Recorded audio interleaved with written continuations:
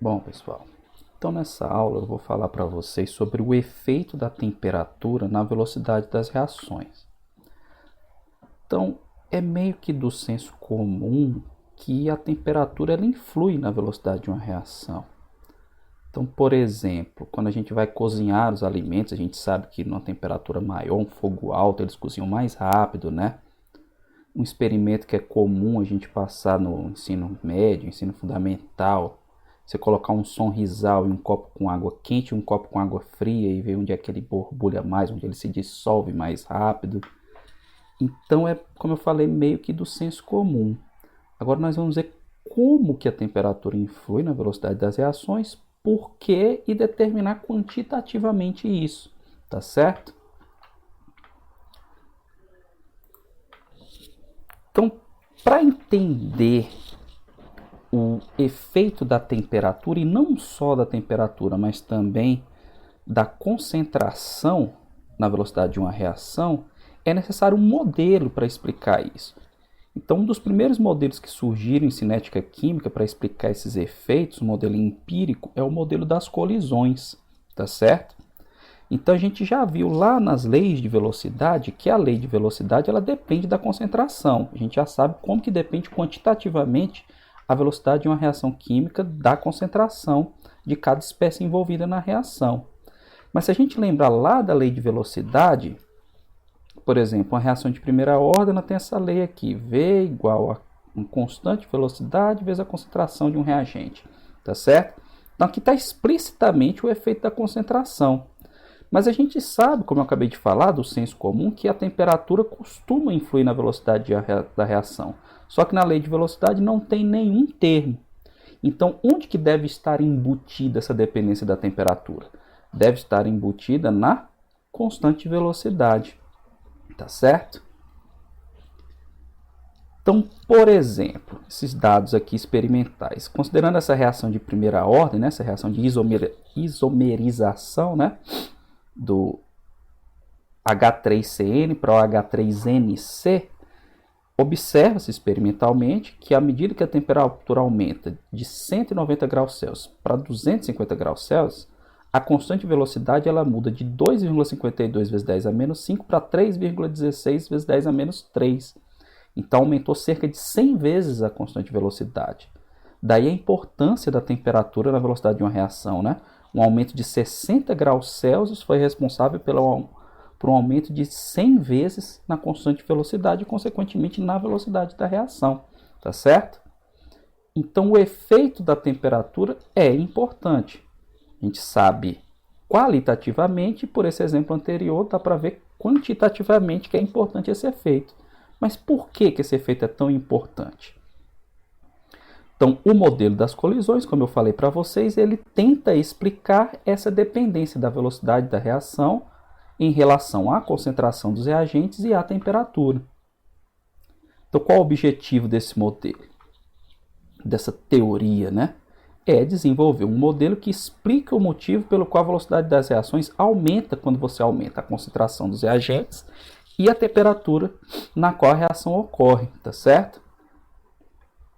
Então, esse modelo, como o próprio nome diz, ele nos fala que para que ocorra uma reação química, deve haver uma colisão entre as moléculas reagentes.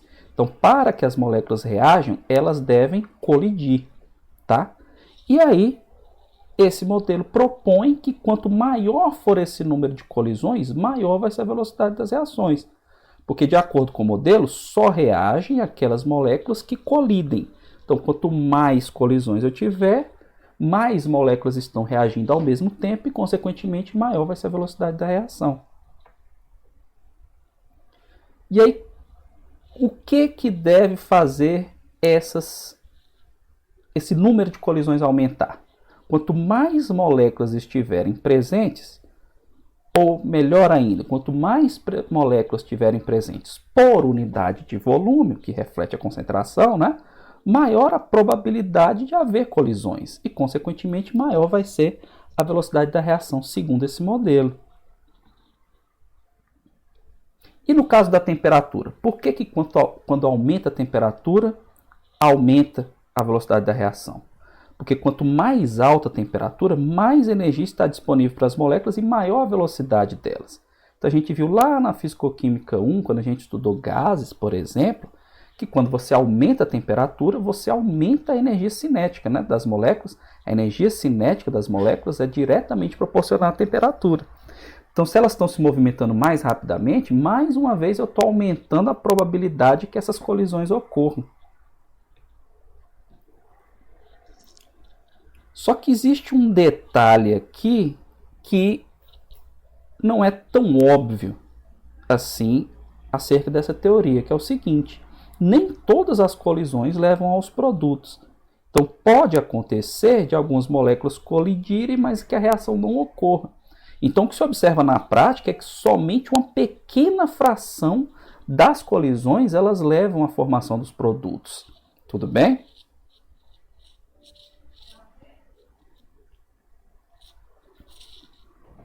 Então, continuando. Para que uma reação ocorra, as moléculas, além de haver a colisão, então as moléculas devem colidir, mas não apenas colidir, elas devem colidir com a orientação correta e com energia suficiente para que ocorra a formação dos produtos.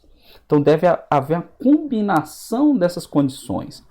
Então deve haver a colisão deve ser na orientação adequada e com energia suficiente para a formação dos produtos. Então vamos ver como que ocorre isso aqui, tá? Então, pelo modelo das colisões, a reação química entre duas moléculas reagentes A e B ocorre quando elas colidem. Quando que essas colisões são efetivas? Quando a geometria é adequada, ou seja, a orientação da colisão é adequada, a energia que elas possuem é suficiente para que ocorra a formação dos produtos. Então, a colisão de A mais B resulte no produto P. Como eu falei no slide anterior, nem todas as colisões são efetivas. Então, a colisão ela não é efetiva quando pelo menos uma dessas condições não é satisfeita. A geometria é inadequada ou as moléculas não têm energia suficiente para que a colisão forme os produtos desejados. Então, analisando essa primeira condição aqui, que é a geometria adequada, o fator de orientação. Então, para que uma reação ocorra, é necessário que as moléculas de reagentes colidam com a orientação correta. Então, esse exemplinho aqui, que está ilustrado nessa figura, diz o seguinte, que aqui cada cor aqui está ilustrando um átomo diferente, tá? Então, para que ocorra a reação desse reagente, ilustrado pelo átomo verde, com esse outro reagente, que é uma molécula formada pelo átomo vermelho, o azul e o verde, o produto formado deve ser uma molécula formada por dois átomos verdes e o átomo vermelho e o azul. Então, para que essa colisão seja efetiva, como um dos produtos formados é a molécula de dois átomos verdes, então verde tem que se chocar com verde. Então, na hora que está vindo a molécula do verde aqui, na hora que está vindo a molécula com os três átomos aqui, a orientação tem que ser verde com verde para que a reação ocorra. Então, no segundo exemplo, o que está acontecendo aqui? As moléculas se chocaram, provavelmente tem energia suficiente, só que o verde se chocou com o vermelho. Então, o verde não tem interação com o vermelho. Então, o verde não forma ligação com o vermelho. Se o verde não forma ligação com o vermelho, essa colisão não vai resultar na formação dos produtos. Daí a importância desse fator de orientação. E como que se dá o efeito da temperatura na velocidade das reações? Para a maioria das reações, a velocidade aumenta com o aumento de temperatura, tá, turma? A gente pensa que para todas as reações isso é verdade, mas não é bem assim. Para a grande maioria isso é verdade, aquilo que eu falei lá no começo do nosso senso comum. Mas existem reações que não, que o aumento de temperatura não leva a um aumento na velocidade de temperatura. Um exemplo é quando você tem um processo de desnaturação proteica, né? Quando você aumenta demais a temperatura, a estrutura da proteína muda, e aí ocorre a desnaturação proteica, né? Ela sai da estrutura quaternária para terciária, não é isso? E aí não ocorre reação química. Então não adianta você aumentar a temperatura, que não vai aumentar a velocidade da reação, tudo bem? Mas para a grande maioria dos casos e para as reações que a gente costuma estudar aqui em cinética química, o aumento da velocidade provoca um aumento na temperatura. Então está aqui um exemplo, aqui a reação ocorrendo numa temperatura mais alta, então você observa um fosforescente mais intenso aqui, e aqui é uma temperatura mais baixa. Outro exemplo que eu falei para vocês lá no começo, a questão do sonrisal, né? Você coloca um sonrisal, você pode fazer essa experiência se quiser em casa, né? Um sonrisal num copo com água quente e outro com água gelada. E aí você vê que maior temperatura, ele se dissolve mais rapidamente. E como eu falei também anteriormente, onde que se dá quantitativamente essa influência da temperatura na velocidade de reação? Ela ocorre na constante de velocidade, como está ilustrado nesse gráfico aqui. Então aqui você tem um exemplo com um conjunto de dados experimentais, tá? Onde você vê que quando aumenta a temperatura, aumenta a constante de velocidade. Daí o aumento na velocidade da reação. Outra coisa que surge dessa teoria das colisões, e que eu falei, um dos fatores que eu falei para vocês anteriormente, é o seguinte: para que a reação ocorra, deve haver a colisão deve ter orientação adequada e energia suficiente, né? Então, se duas moléculas reagentes se chocam e não têm energia suficiente, não ocorre reação, não ocorre a formação do produto. Mas por que que isso acontece? Então, um conceito que surge dessa observação experimental é o conceito de energia de ativação. Então, por que que às vezes duas moléculas colidem com orientação adequada, mas a reação não ocorre? Porque elas não têm energia suficiente. E qual seria essa energia suficiente? Então, essa energia suficiente, que a gente chama de energia suficiente para que a reação ocorra, energia necessária para que a reação ocorra, é a chamada energia de ativação. Então, aqui está uma analogia, como se você tem uma bola de golfe, né? Tem aqui o obstáculo, tem um obstáculozinho com altura, né? Uma determinada altura. Então, para a bolinha conseguir passar para o outro lado, ela tem que transpor essa barreira. Ou seja, você tem que imprimir uma energia aqui, na hora que você der a atacada, que seja suficiente para ela transpor essa energia potencial aqui, para que ela chegue do outro lado. Então, no caso das reações químicas, ocorre algo similar. As moléculas, elas colidem, mas elas precisam ter uma energia suficiente para transpor essa barreira, que é a chamada energia de ativação. Então, a reação só ocorre quando a energia das moléculas que colidem é maior que a energia de ativação, senão a reação não ocorre. Tudo bem? Então, um exemplo que a gente observa dessa questão da energia de ativação é, por exemplo, um fogão a gás, né? Quando você abre lá a boca do fogão, né, o gás começa a sair. Ali que você tem um gás de cozinha, o GLP é uma mistura de propano e butano. Então vocês devem saber bem, a gente viu isso lá em termodinâmica, que a reação de combustão, né, do hidrocarboneto com oxigênio é uma reação espontânea. Ela ocorre naturalmente. Mas se você só abrir a boca do gás, o gás vai vazar lá e não vai acontecer nada, não é assim que acontece? Por que que a reação não ocorre? Porque as moléculas do GLP que estão saindo dali estão colidindo com o gás oxigênio, que está aqui do lado de fora, mas não tem energia suficiente. Aí o que você faz? Basta você dar uma faísca ali, não é? Então, os fogões mais modernos têm um acendedor, né? Você aperta o acendedor na própria boca, não é assim? E aí você fornece a energia necessária para que a reação se inicie. E aí a combustão se dá naturalmente. Então, esse é um exemplo bem simples, mas que ilustra bem essa questão da energia de ativação, tá? Então, segundo a teoria das colisões, postula-se que para que possam reagir, as moléculas que colidem têm de possuir uma energia cinética total maior ou igual à energia de ativação. E a energia de ativação é a energia necessária para que a reação se inicie. Então, aqui, ó, falando daquela analogia, se eu fizer um gráfico da energia em função do caminho da reação, você tem aqui reagentes e produtos. Para que os reagentes possam se transformar em produtos, eles têm que ultrapassar essa barreira de energia que é a energia de ativação. E esse gráfico aqui é interessante a gente observar, turma, que essa diferença aqui energia dos produtos e energia dos reagentes é a variação de entalpia, que a gente viu lá na termodinâmica, né? Então, a energia de ativação ela não influi na variação de entalpia, tá? Ela não influi na variação de entalpia, porque essa diferença aqui continua sendo a mesma. Ela precisa passar por essa barreira, mas a gente viu lá que entalpia é uma função de estado e, portanto, depende apenas dos estados inicial e final, tá certo?